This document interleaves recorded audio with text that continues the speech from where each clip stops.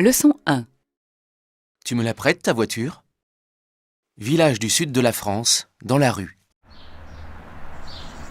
Hé Hubert, salut! Salut, Lucie! Comment vas-tu? Je vais bien, merci. Mais j'ai un problème. Je vais dîner chez Arthur et ma voiture ne démarre plus. Oh, flûte! Tu es sûre qu'elle ne démarre plus?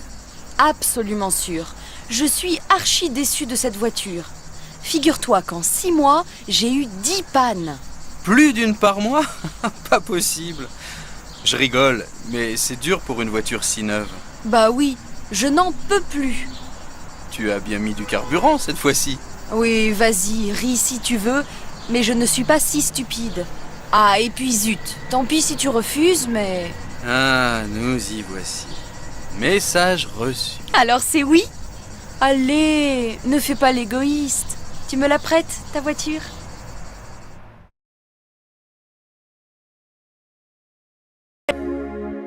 Leçon 2. Tu vas t'ennuyer avec lui. Minuit, au mois d'août, à Grenoble, dans le hall d'un hôtel. Hé, salut Lucie! Salut Hugo. Mais chut, tu es fou. Tout le monde dort à minuit. Où vas-tu? Faire un tour dans la rue?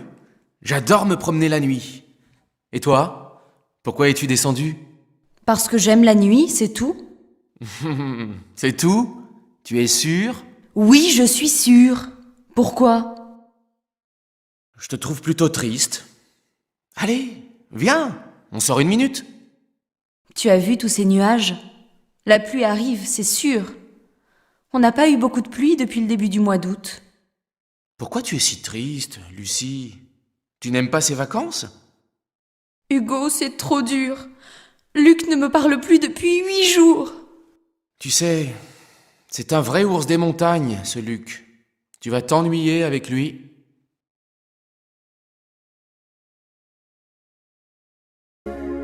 Leçon 3. Mon père est pire que ma mère. Bruxelles, à la terrasse d'un café. Emma attend Pierre. Par ici! Pierre! Emma! Quel plaisir de te voir! Comme tu es belle! C'est inouï! Tu as l'air en pleine forme. Merci Pierre. C'est vrai que je me plais bien en Belgique. Je suis arrivée à Bruxelles à Noël. C'est un endroit exceptionnel. Je fais tout le temps la fête. C'est génial. Tu as de la veine. Moi, je mène une vie pépère à Paris. Viens avec moi ce soir au Père-Lachaise. C'est une boîte de nuit très sympa. Allez, s'il te plaît. Bon, d'accord. Allons-y. Et si on dînait ensemble avant? Très bonne idée. Et sinon, comment ça va à Paris?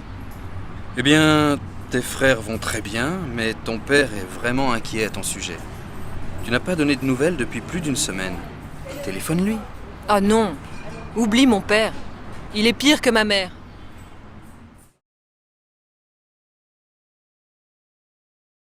Leçon 4. Alors, tu as eu peur? Eustache, vieux Corse, conduit son jeune neveu Paul chez le coiffeur. Je ne trouve pas la ceinture de sécurité. Normal. Cette voiture est de 82. Et elle n'avait pas de ceinture. Ah bon? Mais c'est très dangereux. Dangereux! Pas du tout! Mon œil.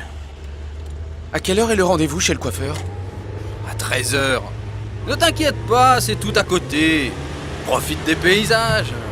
Oui, c'est très beau, mais je suis un peu malade en voiture. Tu n'as pas à avoir peur. Je suis le meilleur conducteur de toute la Corse. Oh, je vois le vide. Quelle horreur. Au secours. On est arrivé. Alors, tu as eu peur? Non, non. Juste un petit peu mal au cœur. Merci, Eustache.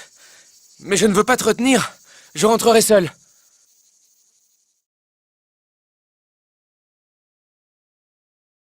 Leçon 5. Je sais ce que je fais.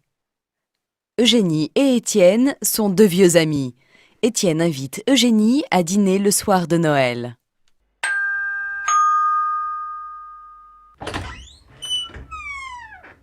Bonsoir Eugénie. Entre. Je suis en train de cuisiner le repas du siècle. J'ai hâte de voir ça. Oh, regarde, ta chemise beige est toute tachée. Zut! J'ai oublié de mettre mon tablier. Bon, rien de grave. Ce sont juste des petites taches de... De quoi? De foie gras? De saumon? De dinde? Pas du tout. J'ai préparé des écrevisses à la bretonne, accompagnées de caviar et de petits feuilletés de pommes de terre. Surprise pour le dessert. Mais tu es fou. Ne t'inquiète pas, ma douce Eugénie. Je sais ce que je fais. Bon, je vais chercher de l'eau fraîche et le vin. Une bouteille de Saint-Émilion. Tu te rappelles? Bien sûr que je me souviens. Ce repas de Noël va être exceptionnel. Leçon 6. Besoin d'un coup de main? Septembre.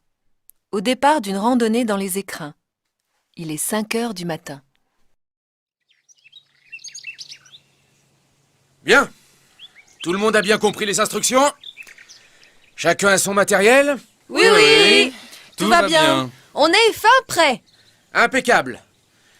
On va commencer par un sentier dans les pins. Il y a plein de choses à voir sur ce chemin, comme du thym sauvage. J'adore le parfum du thym sauvage. Allons-y, je me sens en grande forme. Enfin, Hortense! Tu es incroyable! Ne te fais pas remarquer. On doit rester humble en montagne. Après 45 minutes de marche. Vincent, je ne me sens pas trop bien. Je meurs de faim. S'il te plaît, sois sympa, passe-moi du pain. Ça va derrière? Besoin d'un coup de main? Non, non, tout va bien. Hortense a été au petit coin. On vous rejoint. Leçon 7. Appelle une ambulance. Gontran, jeune Allemand, accompagne sa correspondante Marion au marché de Clermont-Ferrand. Monsieur, s'il vous plaît, c'est combien le kilo d'orange?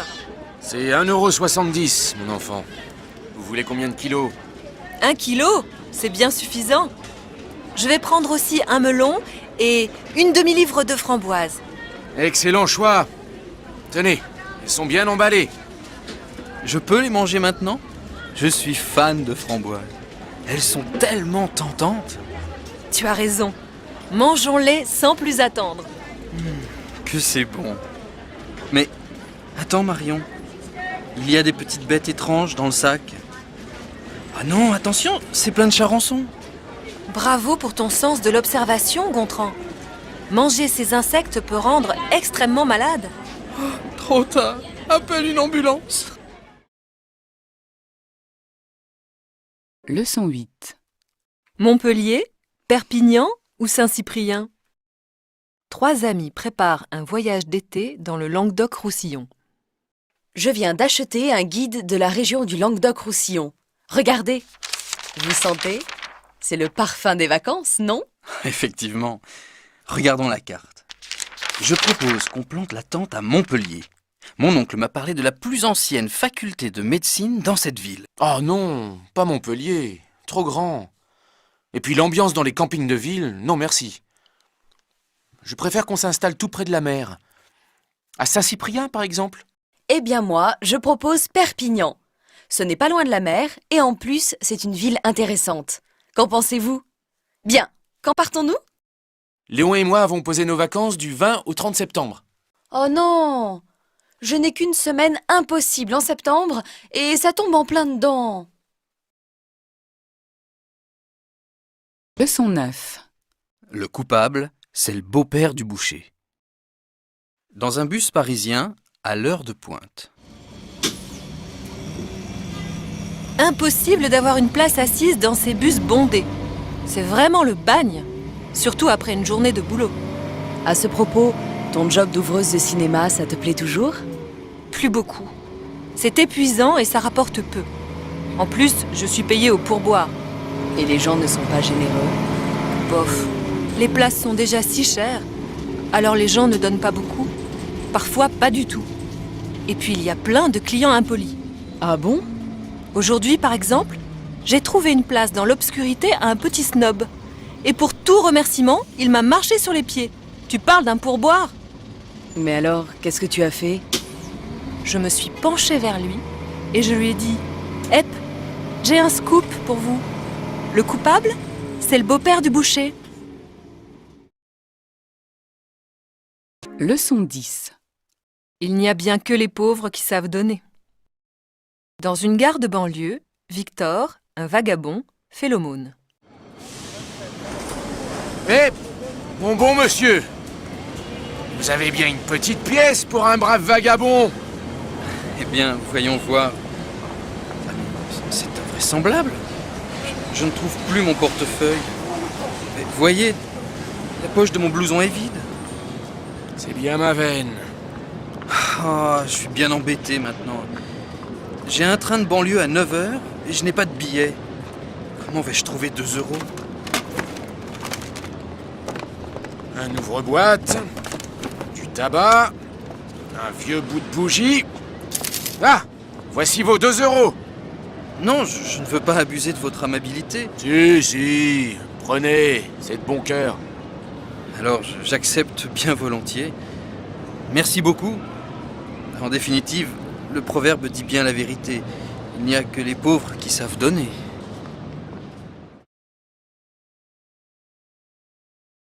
Leçon 11. Je travaille, moi. À un carrefour embouteillé. Vous gênez le passage! Soyez gentil, monsieur! Dégagez le passage, par pitié! Dégagez le passage? Je n'ai pas ça dans mes projets. Je travaille, moi. D'ailleurs, c'est vous qui gênez. À vous de bouger votre voiture.